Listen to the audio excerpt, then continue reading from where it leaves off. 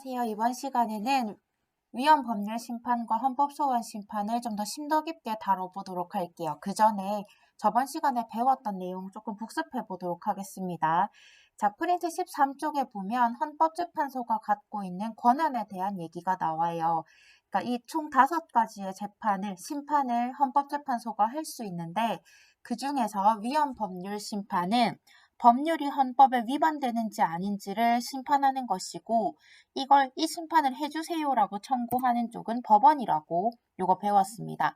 그 다음에 헌법 소원 심판은 공권력에 의해서 국민의 기본권이 침해됐을 때 그 국민이 공권력을 심판대에 올리는 걸 말하거든요. 그래서 이 헌법 소원 심판은 기본권을 침해당한 국민이 청구하는 겁니다. 오늘은 요거 2개를 심도 깊게 배울 거니까요. 이 위헌 법률 심판은 법원이 청구한다는 거, 헌법 소원 심판은 국민이 청구한다는 거, 요거 일단 기억해 두고 그 다음으로 넘어가도록 할게요. 자, 이제 그럼 위헌 법률 심판부터 들어가 보도록 하겠습니다. 자, 괄호에는 어떤 단어가 들어가야 될까요? 누구의 제청으로, 제청 뭐 해주세요 하는 거잖아. 누구의 제청으로 이 심판이 열린다고? 그렇지. 법원의 제청으로 해당 법률이 위헌인지 아닌지 여부를 판단하는 심판을 말합니다. 자, 그런데 전제 조건이 있어. 법률의 위헌 여부가 재판의 전제가 되었을 때, 이 말이 뭐냐면 법률이 위헌인지 아닌지 여부에 따라서 재판의 결과가 달라질 때, 그러니까 더 쉽게 얘기하면 재판 중이라는 거야, 얘들아.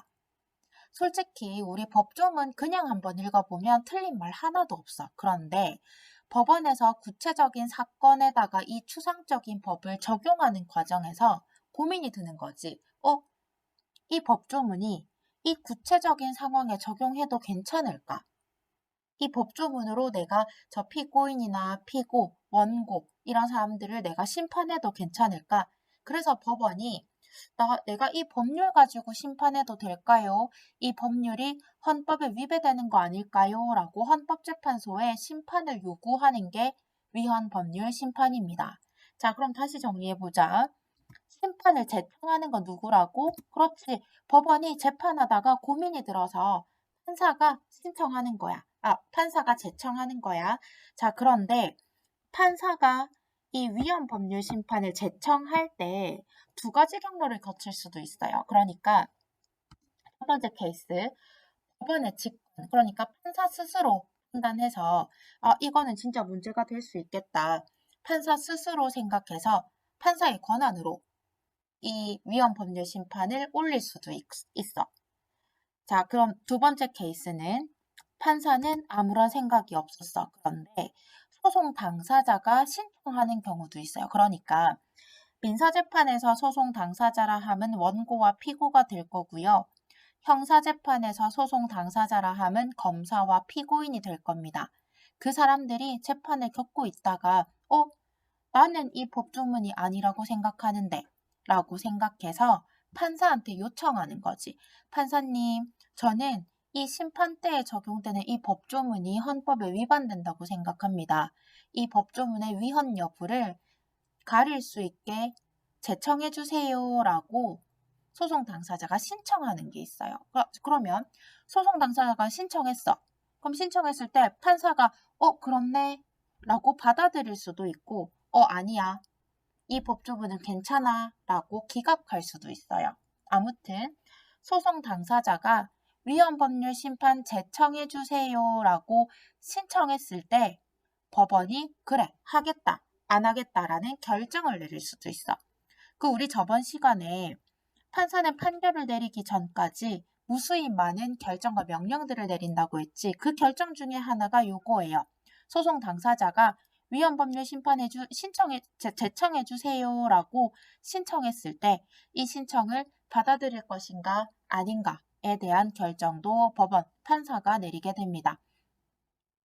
자, 아무튼 판사가 이 신청을 받고 그래, 위헌 법률 심판 제청할게 라고 결정해서 심판을 제청할 수도 있어요. 그러니까 창구는 하나입니다. 법원만 이 심판을 제청할 수 있는데 법원 스스로 판단할 수도 있고 아니면 소송 당사자가 해주세요라고 신청해서 그래 하겠다라고 결정을 내릴 수도 있는 겁니다. 자, 아무튼 위헌 결정이 내려지게 되면 원칙적으로는 이거 헌법에 어긋나는 거니까 당연히 그 결정이 있던 날로부터 효력을 상실해야지. 그런데 원칙적이라는 말이 조금 거슬리지.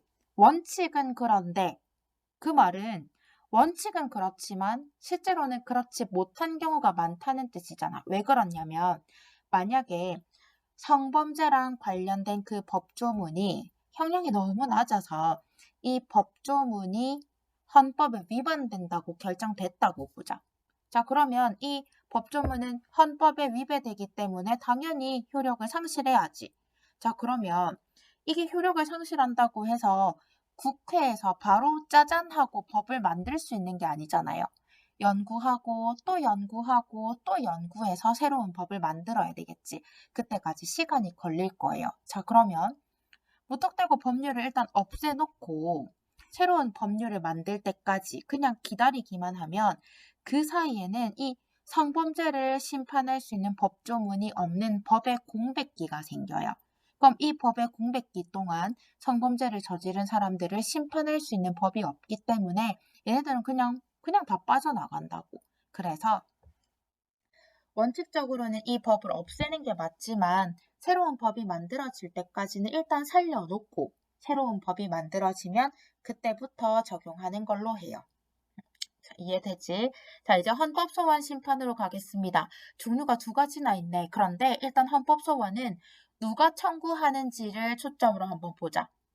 위헌법률 심판은 법원이 제청하는 거지만 헌법소원 심판은 누가 청구하는 거라고?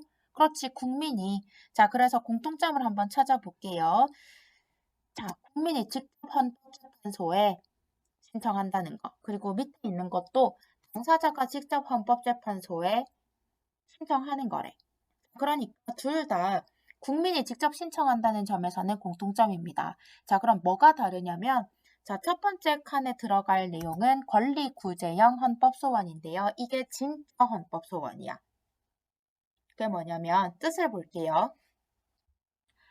공권력의 행사 또는 불행사로 헌법상 보장된 기본권이 침해당한 국민.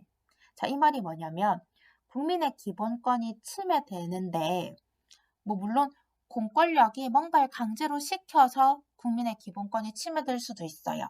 그런데 국가가 해야 할 일을 안 해서 그 권력을 행사하지 않아서 국민의 기본권이 침해될 수도 있어. 예를 들어서 어떤 담벼락을 어떤 공원을 국가가 관리한다고 보자.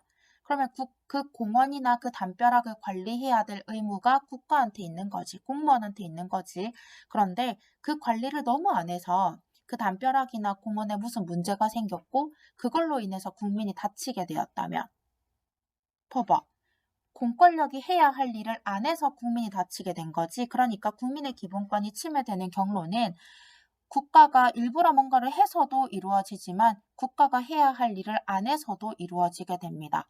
자, 그러면 공권력의 행사 또는 불행사로 헌법상 보장된 기본권을 침해당한 국민이 이 공권력을 심판대에 올리는 걸 이걸 권리구제형 헌법소원이라고 불러요. 이게 진짜 헌법소원이야.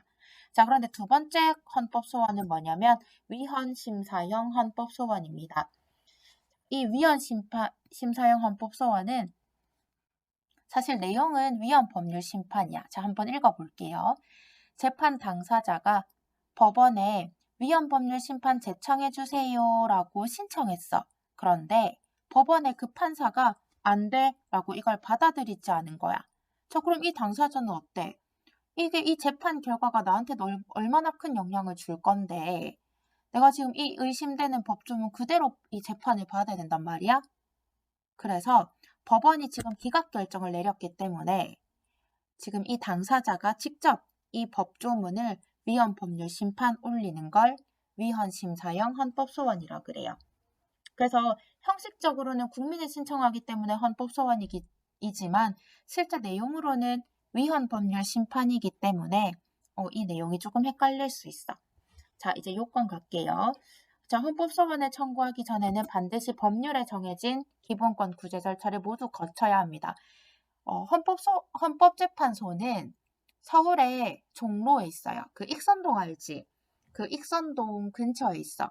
그러니까 헌법재판소는 전국에 딱 하나야. 그런데 이 9명의 재판관이 전국에 있는 모든 일들을 처리할 수가 없어요. 그러니까 모든 절차 다 거치고 나서 최종적으로 하는 것이 헌법소원심판이에요. 그래서 우리 저번 시간에 헌법재판소의 권한하면서 헌법소원심판의 최종적으로라는 단어에 쌤이 줄거라고 했지. 그거 보이지? 그 내용이 요거랑 관련된다고 보면 됩니다. 프린트 아래에 있는 이 글은 위헌법률 심판에 대한 내용인데요. 이 그림 보면 당연히 법원이 제청하는 거지. 자, 그런데 법원이 그 소송 당사자의 신청을 받아들이지 않았을 때 소송 당사자가 헌법재판소에 직접 위헌심 사용 헌법소원을 할 수도 있다는 거. 요거 글 읽어보면 쌤이 설명한 내용들이 다 나와 있거든요. 요거는 여러분이 각자 읽어보고 자기 스스로 탐구하는 시간을 갖도록 바랍니다. 자, 수고하셨습니다.